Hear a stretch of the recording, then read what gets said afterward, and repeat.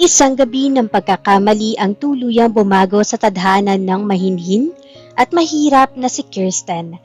Matapos ang isang mapusok na gabi kasama ang ruthless at mailap na CEO na si Jacob Monteverde, akala niya ay hindi na muli magtatagpo ang kanilang magkaibang mundo.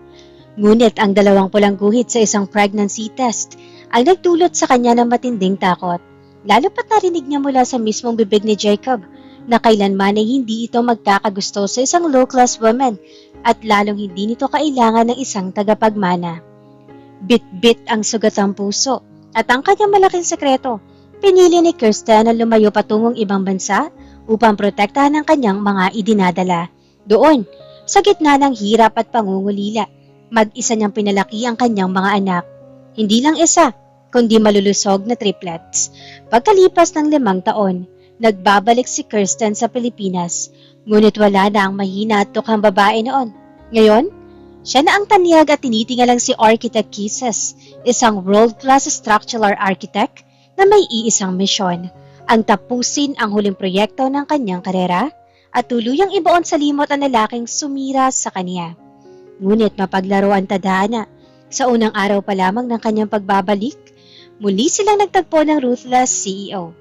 Sa gitna ng matinding tensyon sa trabaho at ang banta ng selosang fiancé ni Jacob na si Chloe, na handang gumawa ng krimen maitago lang ang katotohanan, isang mapanganib na laro ng pusa at daga ang magsisimula. Maitatago ba ni Kisses ang kanyang triplets na kamukhang kamukha ng ama ng mga ito? O ang pagkabunyag ng lihim ang magiging susi upang itama ni Jacob ang mga pagkakamali ng nakaraan at muling itayo ang naguhong tiwala na babaeng tunay niyang minamahal. Isang mapagpalang araw sa lahat ng ating mga masusugid na taga-subaybay. Sa Ayesha TV, ako po ang inyong tagapagsalaysay, si Miss Angge. Mga kakwento, naniniwala ba kayo na ang isang gabi ng pagkakamali ay kayang baguhin ang takbo ng iyong tadhana magpakailanman? Paano kung ang gabing iyon ang maging metsa ng iyong pagtakas? Ngunit ito rin pala magiging daan upang isilang ang iyong pinakamalaking kayamanan? Ngayong araw, ihahandog ng Ayesha TV sa panulat at direksyon ng ating story creator na si Boss Riniel, ang isang kwentong pupukaw sa inyong mga puso at magpapatunay sa tatag ng pagiging isang ina. Sundan na natin ang buhay ng isang mahirap at mahinhin na babaeng minaliit ng tadhana na nagbalik bilang isang palaban at tanyag na world-class architect. Sa kanyang pagbabalik, bit-bit niya ang isang lihim na pilit niyang itatago mula sa isang ruthless CEO, ang kanyang malulusog at matatalinong triplets. Kaya naman, ihanda na ang inyong mga sarili. Maupo, makinig, at sabay-sabay nating tunghayan ang buong kwento.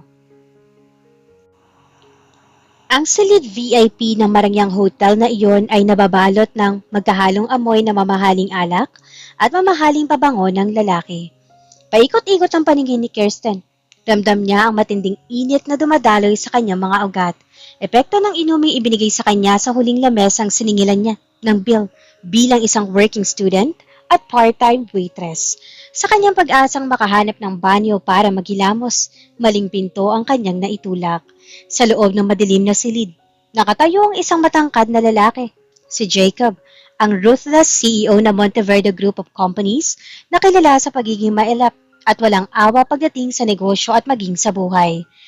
Noong gabing iyon, biktima rin si Jacob ng isang patibong ng kanyang mga karibal sa negosyo. Puno ng galit at pagnanasa ang kanyang mga mata na magtagpo ang kanilang mga paningin. Sino ka? Baritono at galit na utos ni Jacob. Ngunit bakas ang hirap sa boses nito. Hindi nakasagot si Kirsten. Ang tanging alam niya, ang malamig na dampi ng aircon at ang presensya ng lalaki ang tanging nakapagpapakalma sa kakaibang init na nararamdaman niya.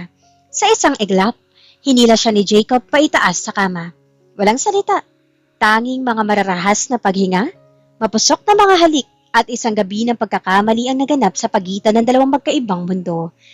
Isang gabi na akala ni Kirsten ay hanggang doon na lamang. Ngunit, siya palang magpapabago sa takbo ng kanyang tadhana magpakailanman.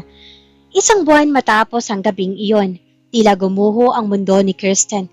Hawak ang nanginginig niyang kamay, ang isang positive pregnancy test, 2 pulang guhit, isang hatol na nagdala sa kanya ng matinding takot at kalituhan. Paano niya bubuhayin ng bata habang naghihikahos siya sa buhay?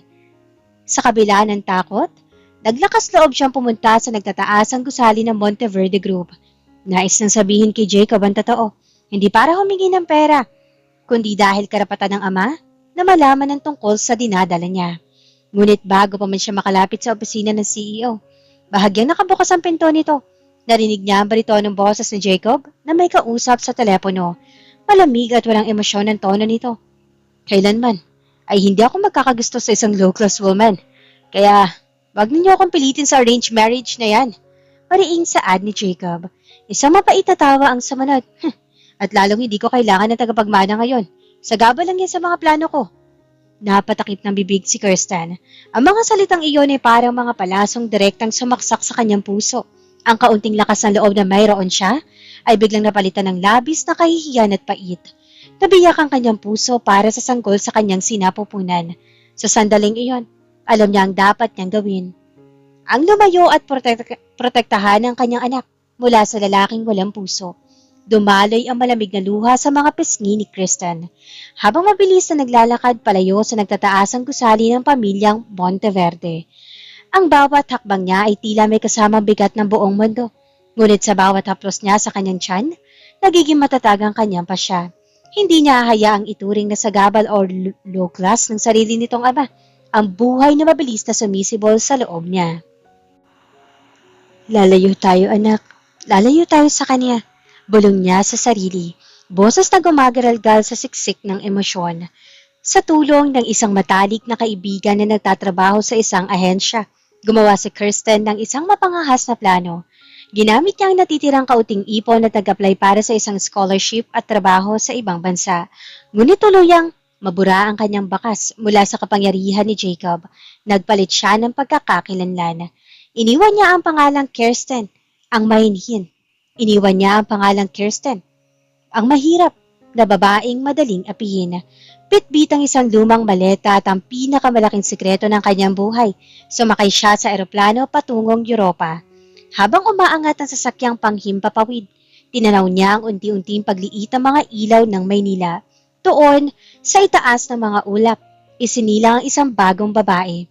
Simula sa araw na iyon, kilala na siya bilang si Kisses, isang ina na andang itaya ang lahat para sa kinabukasan ng kanyang mga supling.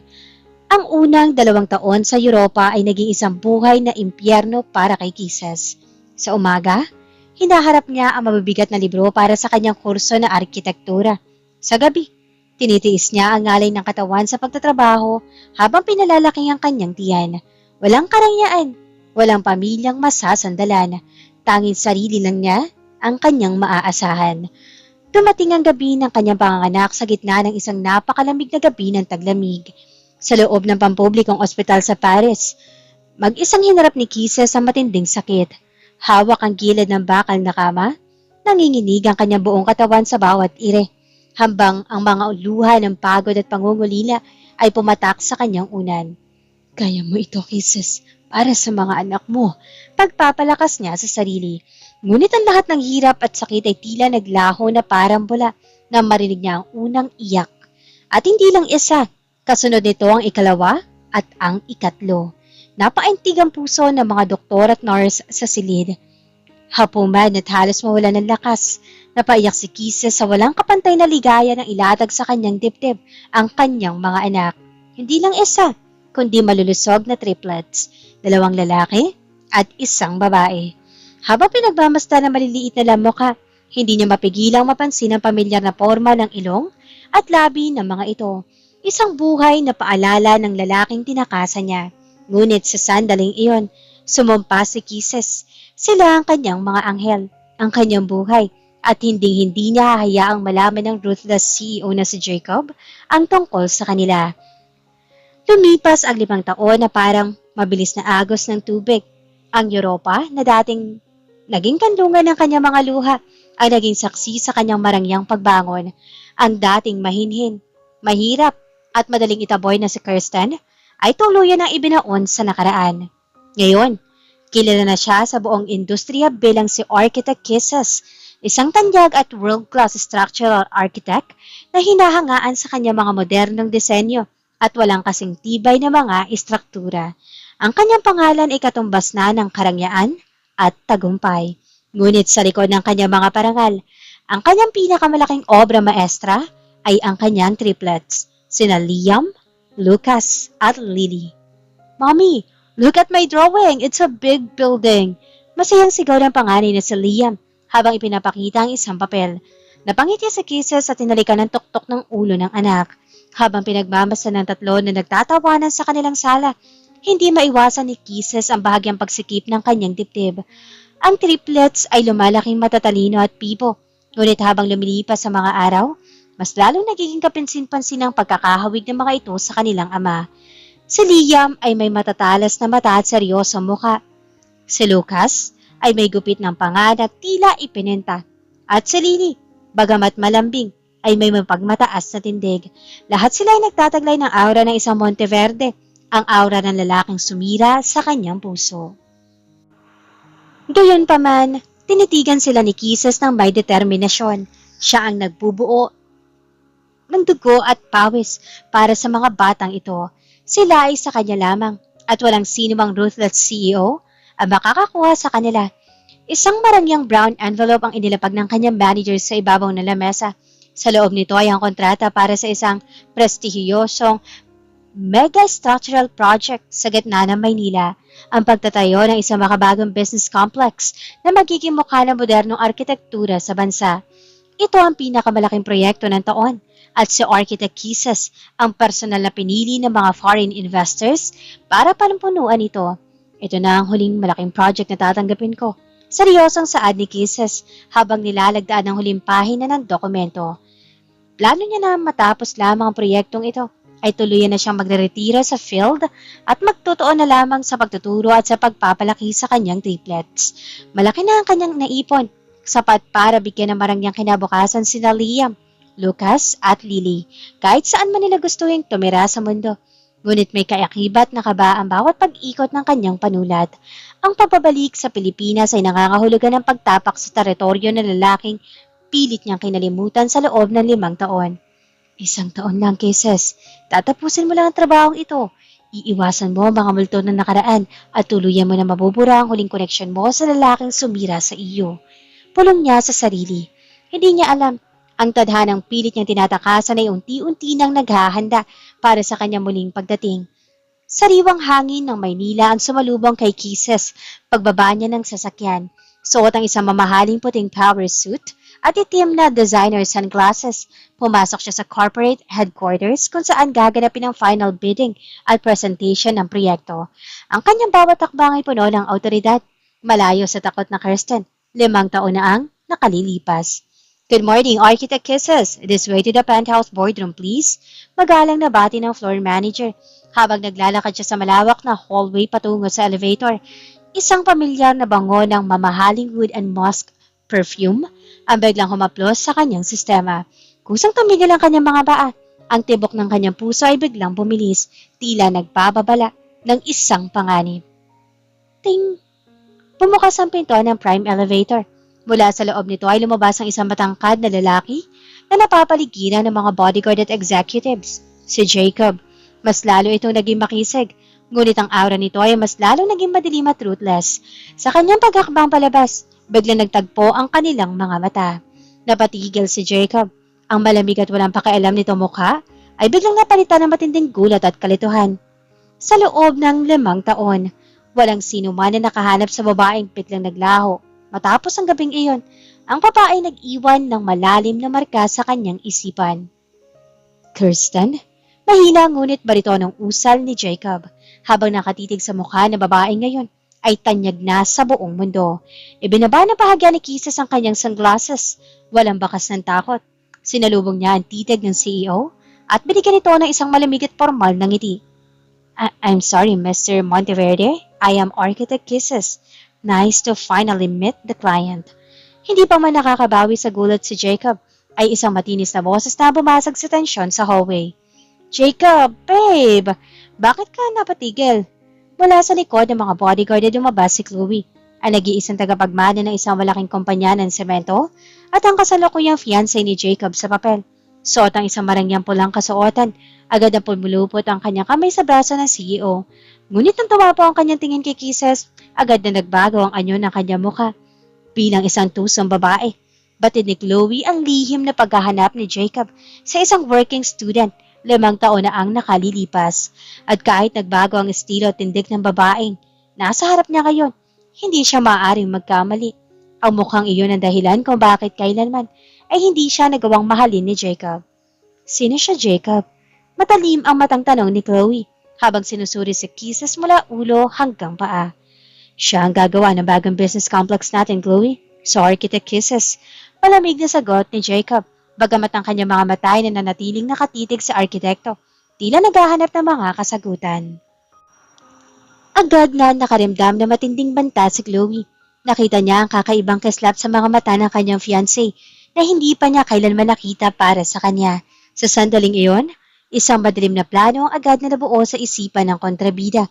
Gagawin niya ang lahat upang hindi mabulgar ang anumang nakaraan dahil alam niyang kapag nalaman ni Jacob ang katotohanan, mawawala sa kanya ang yaman at ang kapangyarihang matagal na niyang inaasa mula sa mga Monteverde.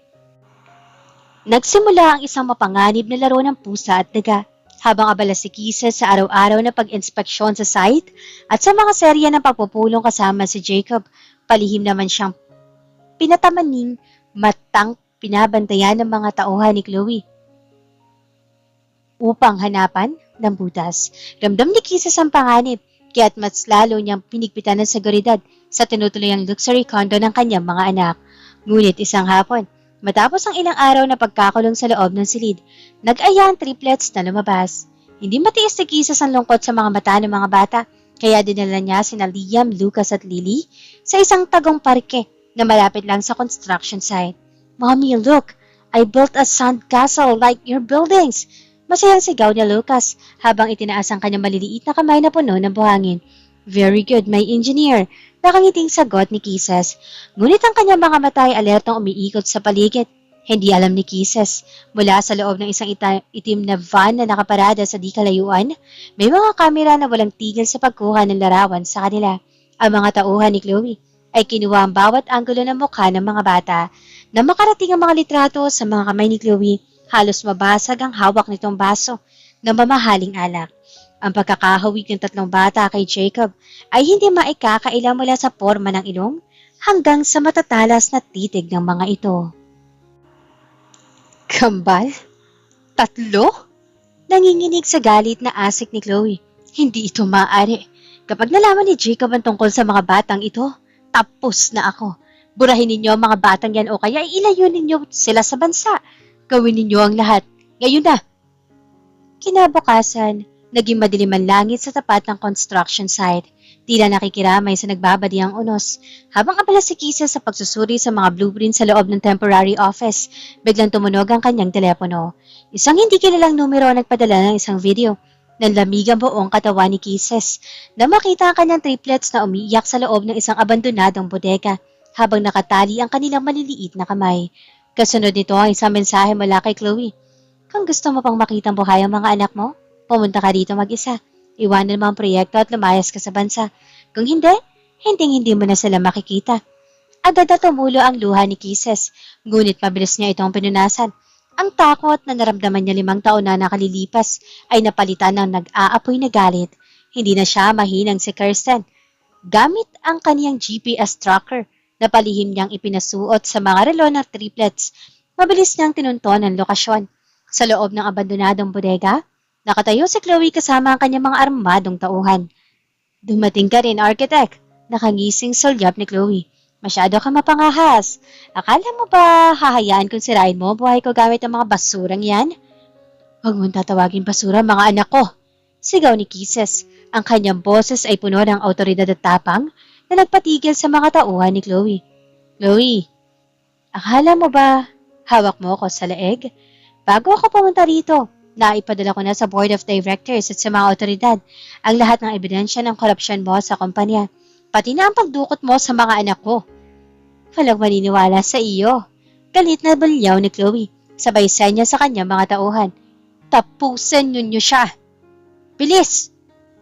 Bumagsak ang malaking pinto ng bodega. Humahangos na pumasok si Jacob. kasama ang mga armadang pulis. Hawak ng CEO ang kanyang telepono na nakakonekta sa live audio feed.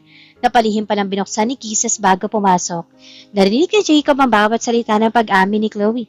Ang pagdukot at ang katotohanan ng 5 taon niyang hinanap. Namilog ang mga mata ni Jacob na makita ang triplets na kamukhang kamukha niya. Ang ruthlessness sa kanyang mga mata ay natuon lahat kay Chloe. Ipakulong ninyo ang babaeng iyan at siguraduhin ninyong hindi na siya makakatapak sa labas ng rehas. Malamig na utos ni Jacob. Habang isinasakay si Chloe na nagwawala at sumisigaw, mabilis na kinalaga ni Kisses ang kanyang mga anak at mahigpit silang niyakap. Lumapit si Jacob. Ang kanyang mata ay puno ng pagsisisi at emosyon habang nakatitig sa 3 bata at kay Kisses. Kirsten, sila ba? Pabulong na tanong ni Jacob. Hindi makapaniwala. Hinarap siya ni Kisses. Yakap ang kanyang mga anak. Ang kanyang tindig ay nanatiling matatag bilang isang bida. Sila, mga anak ko, Jacob. At ngayon na alam mo na ang totoo, magsimula ka na magpaliwanag sa mga sinabi mo 5 taon na nakalilipas. Dito nagtatapos ang simula ng kanilang bagong labanan. Isang labanan para sa pamilya, hustisya at sa pag-ibig na muli nag-aapoy sa gitna ng mga lihim. Ang malamig na hangin sa loob ng private holding room ng presinto ay napuno na nakabibinging katahimikan. Ligtas na ang triplets at kasalukuyan natutulog sa katabing silid matapos suriin ng mga doktor. Ngunit ang tensyon sa pagitan ni Kisses at Jacob ay tila isang bombang nagbabadya ng pagsabog. Nakatayo si Jacob sa harap ng bintana, nakatalikod, ngunit bakas sa tensyon ng kanyang malalapad na balikat ang bigat ng emosyong dinadala. Nang lumaray ang kanyang paningin kay Kisses, may kakaibang lambot at pagsisisi sa mga mata ng ruthless CEO. Isang emosyong ngayon lang nakita ng kahit sinong nakakakilala sa kanya. Bakit hindi mo sinabi sa akin, Kirsten? Pasagang boses na tanong ni Jacob. 5 taon. 5 taon kong hinanap ang babaeng nagpabago sa buhay ko pagkatapos ng gabing yun. Pero naglaho ka na parang bula. Isang mapait na tawa ang pinakawalan ni Kisses. Ibinaba niya ang kanyang designer jacket at hinarap ang lalaki na walang kakaba-kaba. Sasabihin? Madiing balik tanong ni Kisses. Ang bawat salita ay parang latigo. Pumanda ako sa opisina mo, Jacob. Hawak ang pregnancy test na nagpapatunay na may nabubuhay sa sinapupunan ko. Pero ano ang narinig ko mula sa mismong bibig mo? Napatitig si Jacob. Di na pilit na inaalala ang nakaraan. Narinig ko kung paano mo sabihin kailanman ay hindi ka magkakagusto sa isang low-class woman. Patuloy ni Kisses. Pinalot ng pait ang kanyang boses habang dinuduro ng titig ang CEO. Narinig ko kung paano mo sabihin sa gabalan tagapagmana sa mga plano mo.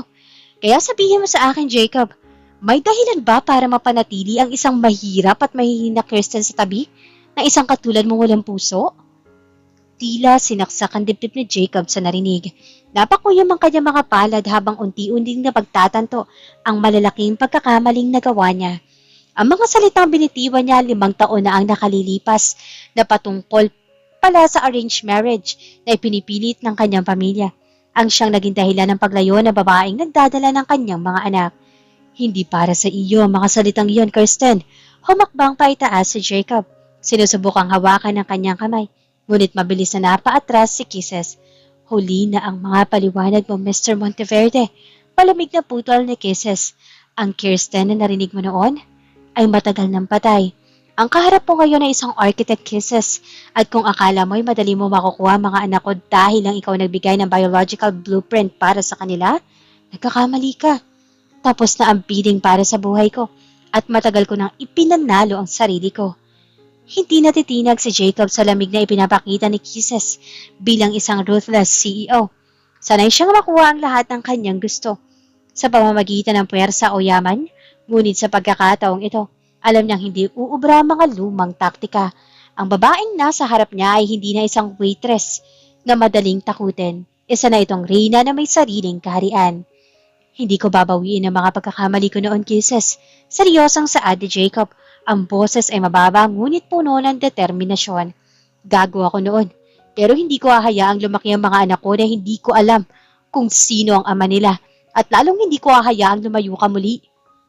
At ano ang gagawin mo? Idadaan mo sa batas? Idadaan mo sa pera? Hamon ni Kisses, bahagyang nakataas ang kilay. Subukan mo, Jacob. Tingnan natin kung sino foreign investors ang mananatili sa proyekto mo kapag nalaman nila ang kasosyo nila ay isang lalaking nangingidnap ng karapatan ng isang ina. Isang tipid at seryosong ngiti ang sumilay sa labi ni Jacob. Sa kabila ng tensyon, hindi niya mapigilang humanga sa katapangan ng arkitekto. Hindi ko gagamitin ang kapangyarihan ko laban sa iyo. Gagamitin ko ito para sa inyo. Sagot ng CEO. Lumapit siya sa lamesa at naglapag ng isang bagong kontrata. Hindi para sa proyekto ng gusali, kundi para sa kanilang dalawa. Anong kahibangan ito? Tanong ni Cases habang binabasa ang titulo ng dokumento. Joint Custody and Co-Parenting Agreement. Walang pilitan, walang agawan ng karapatan. Paliwanag ni Jacob, mananatili sa iyo mga bata, pero bibigyan mo ako ng pagkakataong maging ama. Sa bawat weekend, sa bawat pagtitipon, magkasama nating haharapin ang media at ang publiko bilang mga magulang nila Liam at Lucas at Lily at bilang kapalit. Tumingin si Jacob ng diretso sa mga mata ni Kisses. Ako magiging kalasag mo laban sa lahat ng pamilya ni Chloe. At sa mga gustong sumira sa karera mo rito sa Pilipinas, I will give you my name, my protection, and my resources. No strings attached. Sa business transaction para sa kinabukasan ng triplets. Napatitig si Kisses sa kontrata. Pagkatapos ay sa lalaking minsang sumira sa kanya. Alam niyang mapanganib ang pumasok sa lungga ng Leon, ngunit para sa kaligtasan at kapakanan ng kanyang mga anak, laban sa ganti ng pamilya ni Chloe, kailangan niya ng makapangyarihang kakampi. Kinuha ni Kisses ang kanyang mamahaling panulat. 1 taon, Jacob. Pagkatapos ng proyekto, aalis na kami ng bansa. At sa loob ng 1 taong iyon, tandaan mo, baka magulang lang tayo sa papel at sa harap ng mga bata. Walang personalan. Deal. Sagot ni Jacob. Ngunit sa kaibuturan ng kanyang puso, alam niya ang 1 taon ay sapat na para itama ang nakaraan at tuluyang bawiin ang pag-ibig ng imperial heiress ng kanyang buhay. Ang sikat ng araw sa dalampasigan ng pribadong resort ng mga Monteverde sa Batangas ay nagbibigay ng gintong kislap sa pino at puting buhangin. Malayo ito sa ingay ng lungsod, malayo sa mga blueprint, boardroom meetings at sa ingay na nakaraang kaso ni Chloe. Nakasalukuyan na nagdurusa sa likod ng mga rehas. Ito ang unang weekend na kanilang opisyal na kasunduan. Nakatayo si Kisses sa lilim ng isang malaking cottage. Nakasuot ng isang simpleng summer dress at oversized sun hat. Hawak niya isang baso ng malamig na juice habang ang kanyang mga mata ay nakatutok sa 4 na figura sa tabing dagat. Daddy, look, big wave! Tili na munting si Lily habang nakakapit sa leeg ni Jacob. Si Jacob, na kilala sa buong bansa bilang ang ruthless at walang ngiting CEO, ay kasalukuyang nakaluhod sa buhangin. Basang-basa mamahaling linen shirt at may malapad na ngiti sa mamahaling linen shirt at may malapad na ngiti rin sa lapi. Hindi pa kailanman nakikita ng media. Sa kanyang magkabilang tabi ay sina Liam at Lucas na seryoso nagtatayo ng isang malaking sandcastle sa ilalim ng pamumuno ng kanilang ama. Dapat matibay ang pundasyon sa ilalim, Liam, para hindi matibay gibain ng alon. Parang yung mga building na ginagawa ng mami ninyo. Pagtuturo ni Jacob sa mga anak, ang boses ay puno ng pagmamalaki. Like a structural engineer, Daddy? Tanong ni Lucas, ang malalaking mata ay nakatingin sa ama. Yes, buddy, like a structural engineer. Sagot ni Jacob sabay gulo sa buhok ng anak. Naramdaman ni Kisses ang kakaibang pitik sa kanyang puso. 5 taon niyang hinarap ang lahat ng mag-isa. Sanay siyang maging ina at ama ng sabay. Ngunit habang pinagmamasdan si Jacob na walang kasing ingat na pinupunasan ng buhangin sa mukha ni Lily, napagtanto niya isang bagay. Gaano man kalaki ang kanyang tagumpay bilang arkitekto, may mga bahagi ng buhay ng mga bata na tanging isang ama lang ang makakapuno. Mommy, come here. Daddy is making a big castle for you. Sigaw na Liam habang kumakaway. Ibinaba ni Kisses ang kanyang baso, unti-unti naglakad patungo sa kanila. Ang marahang hampas ng alon sa kanyang mga paa ay tila nagpapalamig sa natitirang galit sa kanyang dibdib. Nang makalapit siya, tumayo si Jacob. Nagtagpo ang kanilang mga mata. Walang formalidad ng opisina, walang tensyon na nakaraan. Tangi ang tunog ng tawa ng mga bata at ang hampas ng alon na namamagitan sa kanila. Salamat, Kisses. Mahinang saad ni Jacob. Sapat lang para marinig niya. Salamat sa pagdala sa kanila sa mundo. At salamat sa pagkakataong ito. Inayos ni Kisses ang kanyang sun hat. at tumingin sa sandcastle na gawa ng kanyang mga anak. Isang maliit, ngunit totoong ngiti ang sumilay sa kanyang mga labi, ang unang totoong ngiti na nakita ni Jacob mula sa kanya sa loob ng 5 taon. Para ito sa mga bata, Jacob, sagot ni Kisses. Ang boses ay malambot ngunit may paninindigan. Gawin mo ang lahat para maging karapat-dapat sa pagmamahal na ibinibigay nila sa iyo ngayon. I will. Mariing pangako ni Jacob, habang ang kanyang mga mata ay nangangako ng higit pa sa isang kasunduan. Ipatatayo ko muli ang tiwala mo, Kisses, kahit gaano katagal ang maging construction nito. Habang nagtatawanan ng triplets sa kanilang paligid, alam ni Kisses na mahaba pa ang tatahakin ng kanilang kwento. Ngunit sa ilalim ng sikat ng araw at sa piling ng kanilang mga anak, ang gabi ng pagkakamaling 5 taon na nakalilipas ay unti-unti na nagiging unang hakbang patungo sa isang tamang tadhana. At dito na po nagtatapos ang kapanapanabik at puno ng emosyong kwento ng pagbangon ni Architect Kisses at ng kanyang triplets. Muli, ito po ang inyong tagapagsalaysay, si Miss Angge, na nagpapasalamat sa inyong walang sawang pagsubaybay rito sa Ayesha TV, sa ilalim na natatanging panulat at direksyon ng ating tagagawa ng kwento, si Boss Riniel. Bago po tayo tuluyang magpaalam sa araw na ito, nais na buong pamunuan ng Ayesha TV na mag-iwan ng isang espesyal na pagpupugay. Ang kwento po ni Kisses sa salamin ng buhay na marami nating mga kababayan, ang ating mga bayaning OFW, sa lahat po ng mga nanay, tatay, at mga anak na nakikinig sa atin ngayon mula sa iba't ibang sulok ng mundo, na nagtitiis sa lungkot at hirap sa ibang bansa para lamang maitaguyod ang magandang kinabukasan ng kanilang pamilya. Saludo po kami sa inyong sakripisyo at katatagan. Kayo po ang tunay na inspirasyon ng ating mga kwento. At para naman po sa ating mga tagapakinig dito sa Pilipinas, isang paalala po ngayong kainitan ng tag-init. Ingatan po natin ang ating kalusugan. Huwag pong kalimutang uminom ng sapat na tubig at iwasan ang labis na pagbibilad sa araw. Ang pag-aalaga sa sarili ay pag-aalaga rin sa mga taong nagmamahal sa atin. Huwag niyo pong kalimutang i-like ang videong ito, mag-subscribe sa ating channel, at i-share ang inyong mga saloobin sa comment section sa ibaba. Muli, mag-ingat pa tayong lahat, nasaan man tayong panig ng mundo. Hanggang sa muling pagkikita at pagsubaybay sa susunod na obra maestra rito lamang sa Ayesha TV. Maraming salamat po at pagpalain tayong lahat ng may kapal.